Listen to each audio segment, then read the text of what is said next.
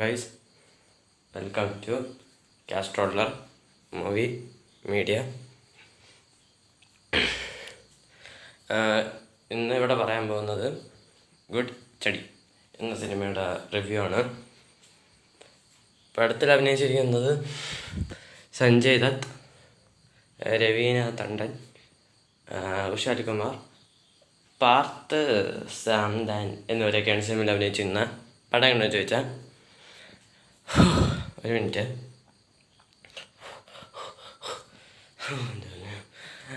Average movie. പടം ഡയറക്ടറും ബിനോയ് ഗാന്ധി എന്ന് പറഞ്ഞ ഒരാളാണ്. മ്യൂസിക് ചെയ്തിരിക്കുന്നത് തനിഷ്കാന്ത് തോന്നുന്നു, എനിക്ക് അറിഞ്ഞൂടാ. പെർഫോമൻസസ് വെച്ച് നോക്കുകയാണെങ്കിൽ സഞ്ജയ് ദത്ത് നല്ലതായിട്ട് ചെയ്തിട്ടുണ്ട്, രവീന്ദ്ര ടണ്ടനും നല്ലതായിട്ട് ചെയ്തിട്ടുണ്ട്, ലീഡ് റോൾസ് വന്നിരിക്കുന്ന എല്ലാവരും നല്ലതായിട്ട് ചെയ്തിട്ടുണ്ട്. പക്ഷേ other roles not worth. Comedy wise ശോകമാണ്. സോങ്സ് സൂപ്പർ, ബിജിഎം നല്ലതായിട്ട് വന്നിട്ടുണ്ട്. വിഷ്വൽസ് ഒന്നും നല്ലതായിട്ട് വന്നിട്ടില്ല.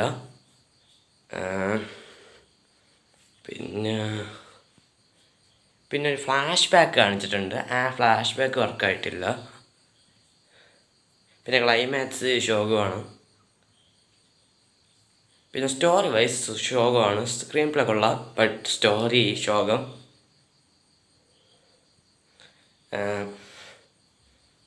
പിന്നെ പ്രൊഡ്യൂസ് ചെയ്യുന്ന ടി സീരീസാണ്. എന്തിനൊരു അതിനെക്കുറിച്ചൊന്നും പറയാനില്ല, അത് വിട് എന്ന് മാത്രം പറയാനുണ്ട്. സഞ്ജയ് ദത്ത് ഒരുപാട് നാളിന് ശേഷം നായകനായിട്ട് അഭിനയിച്ച പടമാണ്. അതിൽ സന്തോഷമുണ്ട്. സഞ്ജയ് ദത്ത് എന്നാൽ you are so lucky. Sanjay ദത്തിൻ്റെ കംബാക്ക് ആണോ എന്ന് ചോദിച്ചാൽ വലിയ കംബാക്ക് ഒന്നും തോന്നിയിട്ടില്ല. നല്ലതായിട്ട് അഭിനയിച്ചിട്ടുണ്ട്, പക്ഷേ ചില comedies wise it's not worth. പിന്നെ സ്റ്റോറി ശോകമാണ്, പക്ഷേ സ്ക്രീൻ പ്ലേ നന്നായിട്ട് വന്നിട്ടുണ്ട്. എഡിറ്റിംഗ് ശോകം, ക്യാമറ വർക്ക് നല്ലതായിട്ട് വന്നിട്ടുണ്ട്. Art super. ക്ലൈമാക്സിലെ ആർട്ട് എനിക്ക് ഇഷ്ടപ്പെട്ടിരുന്നു. ക്രാഫ്റ്റാണ് മൂവി. എന്തായാലും പാർത്തിൻ്റെ ഫസ്റ്റ് മൂവിയാണ് കേട്ടോ അത്.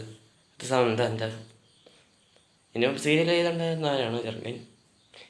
എന്തായാലും അവൻ്റെ ഒരു വരവ് നല്ലതായിട്ടുണ്ട്, പക്ഷേ ചിലവിടെ സ്പോയിലർ വന്ന്, അതുകൊണ്ട് ഇതൊരു ആവറേജ് മൂവിയാണ്. ഒരു വേസ്റ്റ് എന്ന് പറയാനും പറ്റില്ല, നല്ലതൊന്നും പറയാൻ പറ്റില്ല. അങ്ങനത്തെ ഒരു പടം. കാണാത്തവരുണ്ടെങ്കിൽ കണ്ടു നോക്കാം. ജിയോ സിനിമയിലോടൊപ്പമുണ്ട്